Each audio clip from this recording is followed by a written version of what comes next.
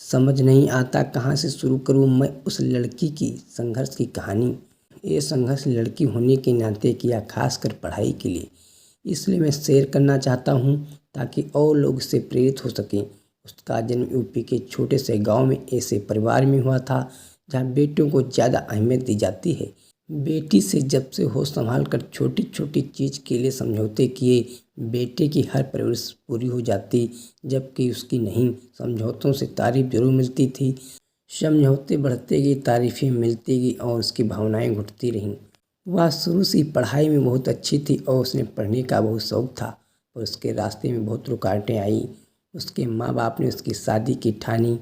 उस समय में 10वीं कक्षा में थी। पहले कहते थे 12वीं करा देंगे, पर उसकी शादी 15 साल की नाबालिग उम्र में हो गई। उसके पति भी शुरू में पढ़ाई करना चाहते थे, पर सास के आगे उनकी एक ना चली।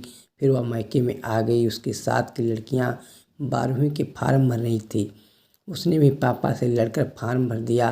पढ़ाई में होशियार होने के कारण कम समय में उसने तैयारी कर ली, लेकिन परीक्षा से 4 दिन पहले उसके पैर में फ्रैक्चर हो गया। पापा कहने लगे रहने दे। परीक्षा को 3 दिन के निर्जल उपवास के बाद उसके पापा माने, तब कहीं वह परीक्षा दे पाई। अच्छे नंबर से पास हो गई। 1 साल बाद वह ससुराल वापस आई और आगे बीए करना चाहती थी। प्राइवेट पेपर के फॉर्म भरना चाहती थी, पर पति ने मना कर दिया। सास ने बहुत डांटा, पर पति के एक दोस्त ने उसे फॉर्म ला कर दिया। उस समय वह गर्भवती थी, तो काम के साथ साथ पढ़ती भी थी। कभी दाल सब्जी में कमी होती तो उसे डांट पड़ती थी सास से। वैसे भी पढ़ने का समय उसे कम मिलता था, इसलिए वह तब पढ़ना शुरू करती जब सब सो जाते थे। परीक्षा से ठीक 20 दिन पहले उसका पहला बेटा हुआ। ऐसी हालत में परीक्षा दी उसने और अच्छे मार्क्स आए। इसी तरह वह एमए में पास कर ली। सास के अत्याचार भी इसी में चलते रहे।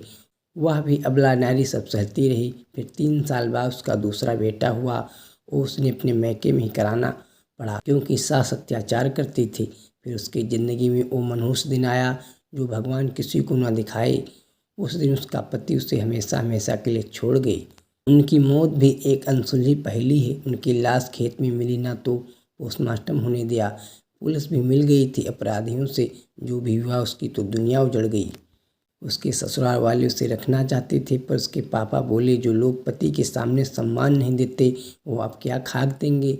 उसको अपने साथ ले आए। बोले बेटी नहीं बेटा बना कर रखूँगा।